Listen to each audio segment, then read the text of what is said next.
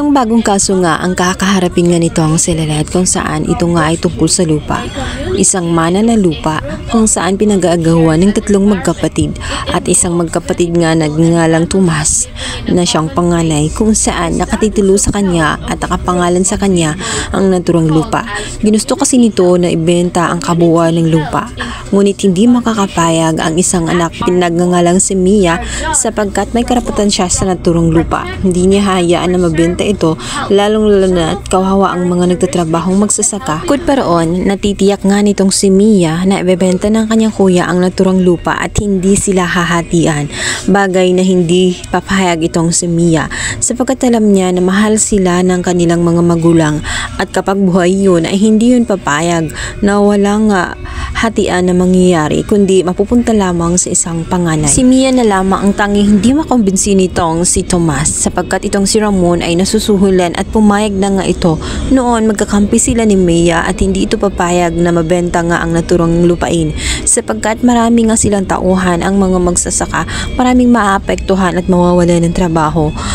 Paano na lang ang nasimulang legacy ng kanilang ina. Bukod pa roon, naisip nga ni Mia na maaring ginawa lamang ni Tomas ang bagay na iyon sapagkat nakaramdam nga siya ng matinding inggit, lalong-lalo na nang malaman nga nito na kahit pasaway na anak na itong si Mia noon ay nananatili pa rin ang pagmamahal ng kanyang ina sa kanya. Hindi pa rin ito pinabayaan kung kaya't nagingit-ngit sa galit ang kanilang panganay na anak na ito ang si Tomas.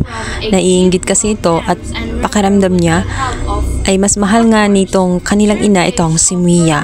Kung kaya't ito'y gumaganti. Ngayong wala na ang kanilang ina at nasa kanya ang pangalan ng naturang lupa ay makakaganti siya sa magkapatid at tuluyan na nga niyang ibebenta sa ayaw at sa gusto nga nitong si Mia. Kung kaya't ito nga si Mia ay dumulog na nga dito kay Lilet. Sadyang napakatigas nga ng puso nga nitong si Tomas. Parang hindi niya kapatid ang kanyang kinakaharap at kinakalaban. Kung kaya't nagulat na lamang itong si Mia kinamagahan, bigla na lamang itong magdadala ng mga tauhan upang sa pilitin nga siyang hilahin sa naturang bahay nang sa ganun mapaalis na nga at tuluyan ng maisagawa ang pagbebenta sa lupa at meron na nga ang titingin doon. Ngunit hinarangan ito ni Lilet sapagkat iligal ang kanilang ginawa. Dapat ay may proseso ang lahat, hindi basta-basta paalisin ang naturang sapagkat isa din siyang anak at isa din siyang tagapagmana. Hindi pwede na mawawalan siya ng karapatan sa naturang bahay niya kung kaya't dadaan muna sila sa legal na proseso bago mapaalis nga itong si Mia. Hinilingan ni Lilet na kumuha sila ng notice. Sa kabilang banda, matapos nga ang hinaing ng bawat kampo sa naturang barangay ay hindi hinayaan nga na paalisin nga ito sa naturang bahay itong si Mia.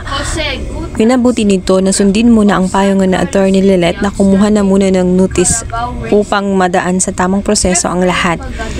Kaya naman galit na galit itong si Tomas na umalis sa naturang barangay at binantaan pa ang kanyang kapatid na kapag patuloy nga na humaharang sa kanyang gusto na ibibenta nga ang lupa ay hindi na nga niya tratatuhin pang kapatid itong si Mia.